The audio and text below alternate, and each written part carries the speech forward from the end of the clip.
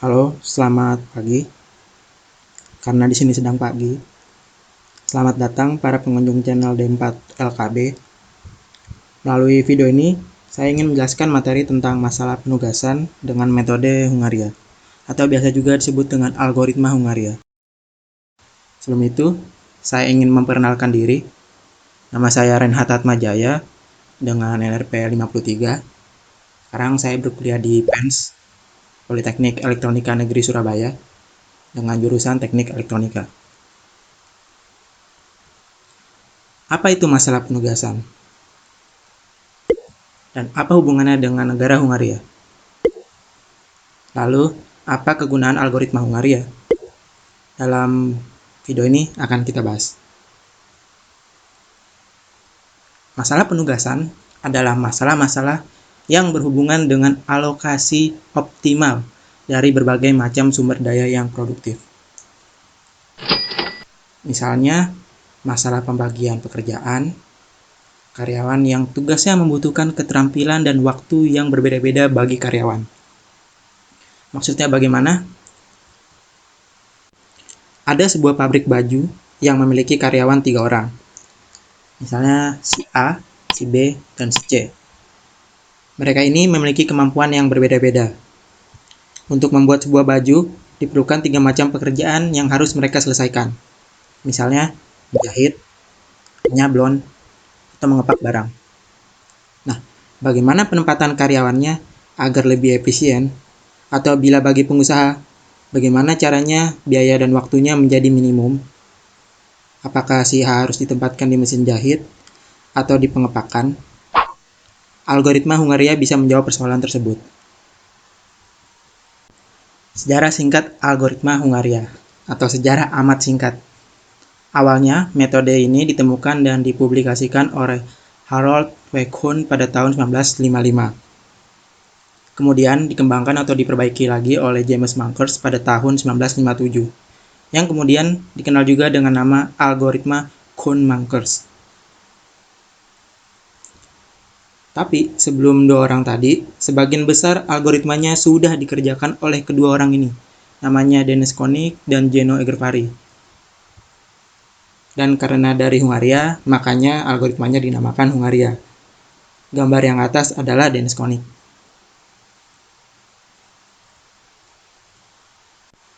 Selanjutnya adalah persyaratan algoritma Hungaria. Persyaratan ini harus dipenuhi agar kita bisa menggunakan algoritma Hungaria untuk kasus-kasus seperti sebelumnya. Yang pertama adalah jumlah kolom atau sumber daya harus sama dengan jumlah baris atau tugas yang harus diselesaikan. Untuk syarat ini, maksudnya adalah misalnya untuk kasus pabrik tadi, karyawan dan tugasnya harus berjumlah sama. Nggak boleh tugasnya lebih banyak dari karyawan atau karyawannya lebih banyak dari tugasnya. Yang kedua, setiap sumber daya hanya dapat mengerjakan satu tugas. Ini seperti yang saya jabarkan sebelumnya. Misalnya itu si A yang kerja di pabrik baju tadi. Dia itu mengepak barang. Tidak bisa kita aplikasikan kalau si A itu mengepak barang sekaligus menjahit. Yang ketiga itu, apabila jumlah sumber daya tidak sama dengan tugas atau sebaliknya, maka ditambahkan variabel dummy. Nah, ini kalau misalnya persyaratan pertama tidak bisa dipenuhi, maka kita bisa menggunakan variabel dummy. Apa itu variabel dummy? Variabel dummy itu adalah variabel bohongan atau misalnya variabel untuk membantu perhitungan yang sebenarnya tidak ada pada soal atau kenyataan. Masalah penugasan terbagi menjadi 2, yaitu masalah penugasan yang bertujuan untuk mencari nilai maksimum, misalnya keuntungan dan pendapatan, atau juga masalah penugasan yang bertujuan untuk mencari nilai minimum, misalnya biaya operasi atau waktu pengerjaan. Selanjutnya adalah langkah awal penyelesaian masalah penugasan maksimum. Untuk kasus maksimalisasi, yang pertama adalah cari nilai tertinggi untuk setiap baris, yang kemudian nilai tertinggi tersebut sebagai pengurang semua nilai yang ada dalam baris tersebut. Maksudnya bagaimana? Mari kita ke contoh soal. Nah, ini adalah contoh kasus masalah maksimalisasi. Saya bacakan soalnya. Suatu perusahaan atau perusahaan tas mempunyai 5 lokasi penjualan untuk produknya, yaitu di Kalideres, Cengkareng, Kebon Jeruk, di Palmerah, dan di Grogol. Perusahaan tas tersebut memiliki 5 orang penjual atau sales yang akan ditugaskan ke masing-masing lokasi tersebut. Berdasarkan kemampuan masing-masing sales dan kondisi pasar, berikut ini hasil penjualan yang diperkirakan akan diperoleh dengan penugasan masing-masing sales ke lokasi. Nah, ini tabel perkiraan pendapatan dalam jutaan. Misalnya, si Bima itu ke Kalideres. Perkiraan pendapatannya bisa sampai 100 juta. Tapi kalau misalnya dia ke Kebon Jeruk, pendapatannya justru berkurang menjadi 80 juta. Atau misalnya si Ari itu ke Cengkareng, bisa mendapatkan pendapatan sebesar 90 juta. Tapi kalau misalnya si Ari ini ke Grogol, bisa mendapatkan pendapatan sampai 140 juta. Tabel perkiraan pendapatan masing-masing karyawan ini biasanya dihasilkan oleh Departemen Pemasaran atau Departemen Keuangan dalam sebuah perusahaan. Pertanyaannya adalah, tentukan penempatan sales dan pendapatan yang optimal bila satu sales menempati satu lokasi.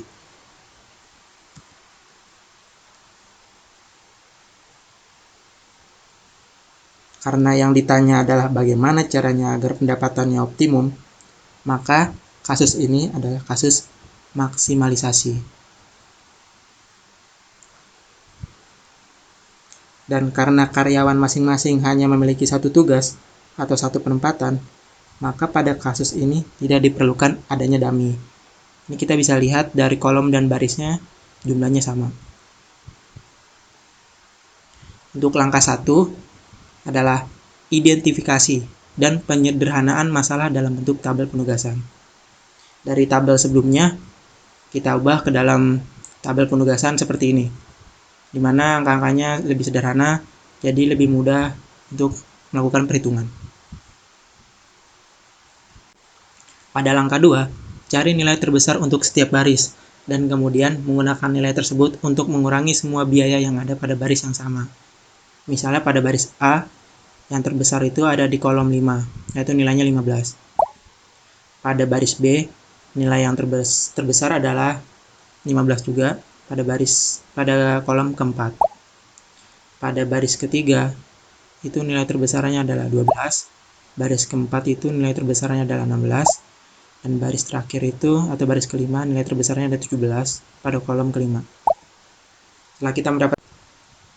Setelah ini, nilai yang paling besar tadi dari masing-masing baris itu kita pakai untuk mengurangi nilai yang lain dari baris yang sama.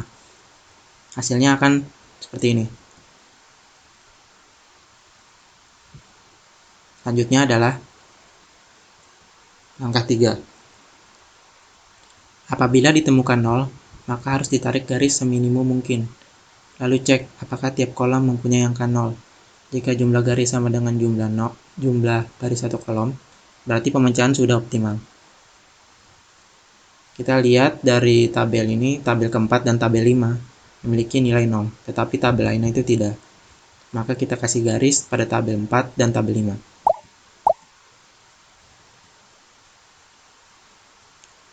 Ternyata masih terdapat kolom yang belum memiliki nilai 0. Maka pada setiap kolom, pilih nilai terkecil. Kemudian kurangi nilai lain pada kolom yang sama dengan nilai terkecil tersebut. Maksudnya bagaimana? Pertama kita cari dulu nilai terkecil dari setiap kolom yang belum digarisi. Misalnya pada kolom pertama, nilai terkecilnya adalah 1. Pada kolom 2, nilai terkecilnya adalah 1 juga. Pada kolom ketiga, nilai terkecilnya itu adalah 3. Setelah itu, kita kurangi nilai baris lain, misalnya pada kolom 1 itu 5, 4, 3, 7 dengan nilai 1. Atau pada kolom 2, nilai yang lainnya itu 3, 5, 4, 4, kita kurangkan dengan nilai 1. Dan pada kolom 3, 5, 6, 5, 8, kita kurangi dengan 3. Hasilnya adalah sebagai berikut. Nah, terlihat sudah terdapat nilai 0. Pada langkah selanjutnya adalah pada langkah 4, tarik garis seminimum mungkin, baik ke arah vertikal maupun horizontal, yang meliput semua yang bernilai 0. Pada kolom 1, 2, 3, 4, dan 5 memiliki nilai 0. Apakah bisa kita langsung menggarisi seperti ini?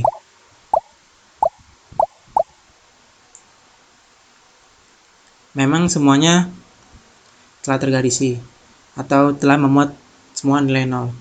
Tapi kita tidak tahu apakah ini sudah minimum atau tidak. Maka dari itu kita harus cek dulu apakah ada pola lain yang lebih singkat atau lebih minimum. Jika penempatan garis seperti ini, yaitu ketika nilai 0 ditutup dengan garis seminimum mungkin, maka sudah benar. Maka kita harus memperhatikan pola yang seminimum mungkin. Cara termudahnya adalah kita melihat nilai 0 yang paling banyak, lalu kita garisi. Sisanya lalu kita bisa bayangkan atau kita pikirkan mana garis-garis yang akan membuat pola minimum. Karena garisnya masih 4, padahal pekerjaan dan tugasnya ada 5, maka kita harus revisi tabelnya. Bagaimana caranya? Caranya adalah kita lihat nilai terkecil mana yang tidak terkena garis, lalu kita pakai nilai itu untuk mengurangi sel lain yang tidak terkena garis. Untuk kasus ini nilai yang terkecilnya adalah nilai 2. Setelah itu kita tambahkan nilai terkecil tersebut ke sel yang terkena 2 garis. Untuk sel yang terkena 1 garis biarkan saja atau nilainya tetap. Maksudnya sel 2 garis itu bagaimana? Nah, ini adalah sel 2 garis. Pada kotak biru, itulah yang dimaksud sel yang terkena 2 garis. Maka nilainya harus ditambah dengan nilai terkecil yang tidak terkena garis. Dan setelah itu kita harus kurangi nilai yang tidak terkena garis dengan nilai terkecilnya, yaitu 2. Karena nilai terkecilnya adalah 2, maka kita tambahkan 2. Setelah kita mengurangi nilai yang tidak terkena garis dengan angka 2 juga, maka hasil yang didapat akan seperti ini. Nah, terlihat hasilnya akan seperti ini. Bisa dilihat bahwa sel-sel 0 sebelumnya berubah. Coba kita lihat secara baris. Baris mana yang paling banyak nilai 0-nya? Baris 1 memiliki 3 angka 0. Baris 2 memiliki 2 angka 0. Baris 3 ada 2 angka 0. Dan baris 4 juga ada 2 angka 0. Baris 5 hanya ada 1. Berarti kita coret baris 1 karena memuat 0 paling banyak. Selanjutnya kita lihat secara kolom mana yang banyak nilai 0-nya.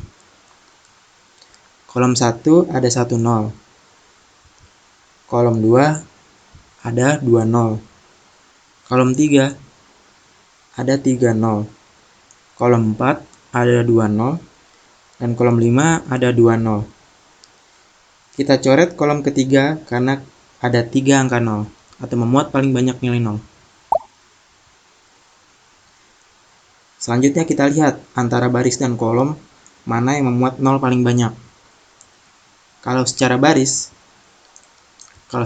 kita lihat baris 2, 3, dan 4 memiliki 2 nilai 0. Bisa kita cek ya. Memiliki 2 angka nilai 0. D juga memiliki 2. C juga memiliki 2. Hanya E yang 1. Jika kita total untuk membuat garis secara baris akan memuat 6 nilai 0 dengan 3 baris. Sedangkan pada kolom 1 memuat 1 0. Hanya 1. Kolom 2 hanya memuat 2 nilai 0. Ini dan ini. Kolom 4 juga hanya memuat nilai 2, hanya memuat 2 0. Ini dan ini. Dan kolom 5 hanya memuat 1 0, yaitu hanya yang ini. Maka akan membutuhkan 4 garis untuk memuat 6 0. maka sisanya kita coret secara baris saja.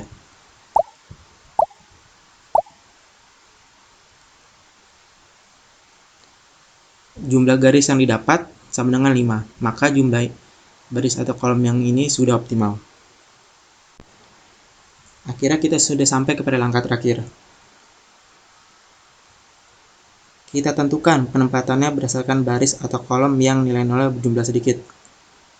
Maksudnya itu bagaimana? Coba kita lihat dari secara baris. Perhatikan baris mana yang nilai nolnya paling sedikit. Pada baris A ada 3 angka 0. Ada 3 sel yang memiliki nilai 0. Pada baris B ada 2. Pada baris C juga ada 2 nilai 0. Pada baris D juga ada 2 sel yang memiliki 2 nilai 0. Dan pada baris E hanya ada 1. Artinya hanya ada 1 pilihan untuk E. Maka lokasi E untuk seles 3 dan seles 3 ini kita coret karena sudah ditempatkan di lokasi E. Selanjutnya mana yang sebelumnya menjadi pilihan untuk seles 3? Kita lihat secara kolom 3. Ternyata adalah A dan C. Kita coret nilai 0 yang ada di kolom 3 baris A dan C. Sehingga nilai 0 pada baris A dan C berkurang. Sekarang kita lihat mana yang paling sedikit, A atau C. A sisa 2, C sisa 1. Artinya C hanya punya 1 pilihan, maka lokasi C ditempati oleh seles 5. Karena seles 5 sudah mendapat penempatan, A kini tinggal 1 pilihan. Maka A untuk seles 2. Artinya seles 2 sudah mendapatkan tempat, maka pilihan sebelumnya kini ditutup. Karena pilihan seles 2 ditutup, maka D hanya punya 1 pilihan. Jadi D untuk seles nomor 4. Dan pilihan sebelumnya untuk D ditutup.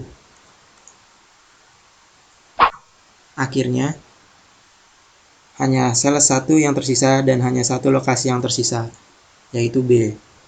Maka seles 1 mendapatkan tempat B, sehingga hasilnya akan seperti ini. Kita lihat lokasi A itu ditempati oleh seles 2, lokasi B ditempati oleh seles 1, lokasi C ditempati oleh seles 5, lokasi D ditempati oleh seles 4, dan lokasi E ditempati oleh seles 3. Setelah itu, kita ubah tabelnya sesuai dengan permintaan, yaitu penempatan seles dan perkiraan pendapatan dari data sebelumnya. Dari data ini dan dari tabel ini, kita ubah menjadi seperti ini. Ternyata Gian harus ke Kalideres, si Bima harus ke Cengkareng, si Heru harus ke Kebon Jeruk, Amanda ke Palmera, dan Ari ke Grogol. Maka maksimal perkiraan pendapatan yang diperoleh adalah sebesar 680 juta rupiah. Perhitungannya telah selesai. Mungkin ada pertanyaan tentang bagaimana jika kasusnya tidak normal? Jumlah antara pekerja tidak sama dengan tugas yang diberikan. Untuk kasus itu, maka diperlukan variabel dummy. Bagaimana contohnya? Itu akan menjadi pembahasan di video lain di channel ini. Terima kasih atas perhatiannya. Sampai jumpa di lain kesempatan. Terima kasih.